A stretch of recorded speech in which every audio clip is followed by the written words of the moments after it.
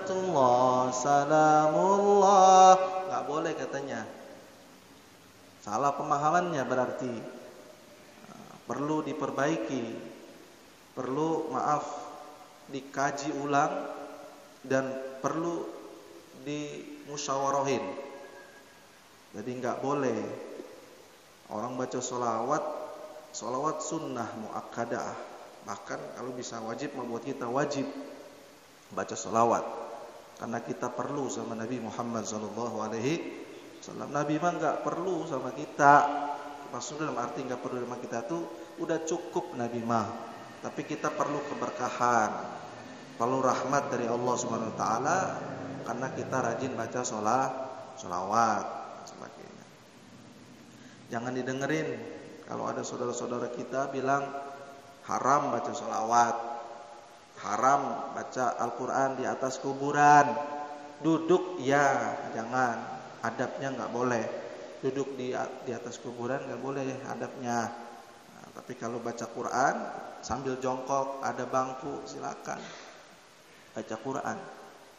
Kemudian saya pernah dengar pengajian saudara kita itu pernah bilang seperti ini, seorang gurunya, sedikit pengalaman saja. Kalau orang tua kita itu nggak usah dipanggil bapak, namanya saja yang dipanggil gitu. Adabnya kemana itu? Misalnya namanya siapa? Yusuf, Cup kemana? Lah sama banget ya. Itu anak, itu sampai segitunya tuh. Sebagian dalam tanda kutip saudara kita gurunya ngajarin seperti itu. Sampai maaf, gurunya sampai ditabok di Bekasi kota tuh. Kalau saya lama 11-12 tahun kurang lebih dia orang-orang mayoritas begitu. Sampai ditabok bayangin. Nah, baca Yasin haram hukumnya. Kalau kita baca Yasin nyampe ke kuburan SMS aja gitu dibilang. Astagfirullah. Sampai begitunya ya. Jadi orang-orang orientalisnya ketahuan sekali. Orang-orang yang bersembunyi di belakang itu. Dia tidak punya adab.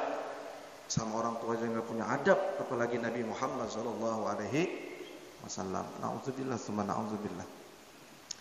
Kembali kepada salawat.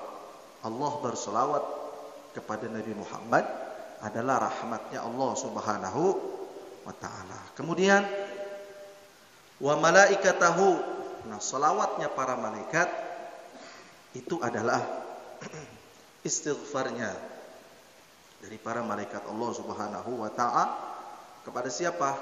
Kepada baginda Nabi Muhammad SAW. Walaupun Nabi sudah maksum, diampuni oleh Allah, tetap salawatnya para malaikat itu mendoakan Nabi kita Muhammad SAW.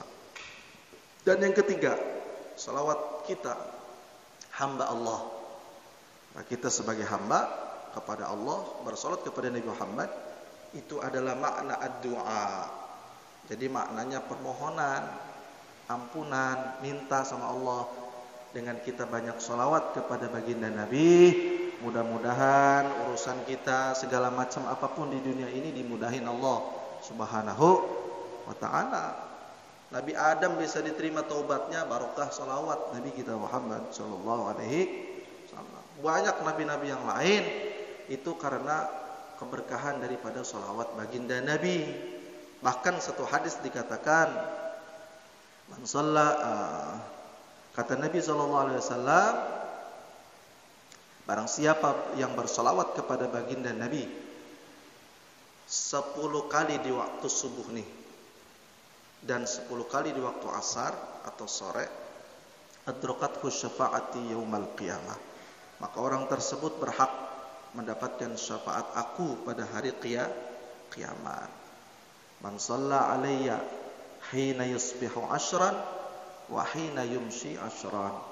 Barang siapa yang bersolawat kepada Nabi Muhammad SAW 10 kali di waktu subuh, 10 kali di waktu masak, waktu sore atau asar, adrakathu syafaati yaumal qiyamah, maka dia berhak mendapatkan syafaat dari baginda Nabi Muhammad sallallahu alaihi wasallam. Syafaat apa sih syafaat? Yaitu pertolongan dari baginda Nabi Muhammad sallallahu alaihi wasallam. Salawat kita tanpa wudu saja, sholawat kita dalam keadaan lalai, itu insya Allah diterima oleh Allah Subhanahu Wa Taala. Tapi zikir, baca Al-Quran, kata Allah dalam Al-Quran, la yamassuhu illal mutahharun. Jadi kalau baca Quran itu kalau enggak suci, hadas kecil, hadas besar, maka haram memegang mushaf. Ya, jadi enggak boleh memegang mushaf ujug-ujug dari kebun habis kentut, dari mana, dari kantor megang Quran. Kemudian ujug-ujug buru-buru megang Al-Quran, mau baca Quran. Jangan. Itu bukan kitab, maaf, kitab Injil yang sekarang, bukan buku yang lain.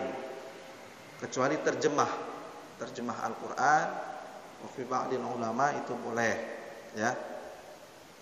Yang penting niatnya zikir. Gitu. Kembali kepada salawat kepada baginda Nabi. Kan kata Nabi juga dalam hadisnya dikatakan, siapa yang bersalawat 1 kali, maka Allah memberikan rahmatnya berapa? 100 rahmat. Memberikan rahmat. Orang baca salawat sekali, Allah berikan rahmat 100.